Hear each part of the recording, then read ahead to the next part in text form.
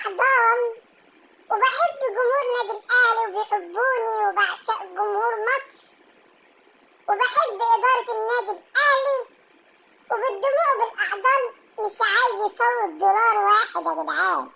رافع الدعوة للفيفا، شكوى للفيفا ضد الخطيب وإدارة نادي الأهلي. ماشي بالدموع والأحضان اللي عمل معاه العقد بجد. ده المفروض يتحكم، يعني المفروض بجد، يعني ايه ده المفروض مفيش حد بيحاسب حد. مال عام على رأي الكابتن مدحت شلبي اللي عامل معاه العقد عقد مفتوح يابا. كأن عقد ايه؟ عقد إيجار كورنيش أو عقد إيجار ملك مفتوح. طب كولر خرب لنا الدنيا وضيع لنا البطولة، والبطولة اللي كان بياخدها كلها كان بياخدها بالكرات الثابتة وكانت ماشية معاه بالحلاوة، وفي الآخر مش عايز 250,000 دولار، كل دولار ينتح دولار، مش عايز يفوت دولار، بفكر نفسه انه يرجع كأس العالم للأندية تاني بعد ما خربنا الدنيا. السؤال هنا اللي عامل معاه العقد بجد خرب الدنيا.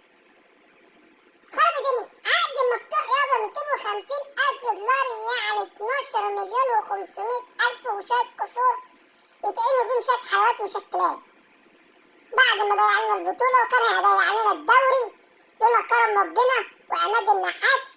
كانت خربت، ولا كنا خدنا الدوري، ولا كنا خدنا دوري أبطال، ولا كنا خدنا دوري، ولا كنا دخلنا دوري أبطال أفريقيا. وبالفعل ما خدناش دوري أبطال أفريقيا بسبب تفكيره العقيم وتفكيره السواد التين.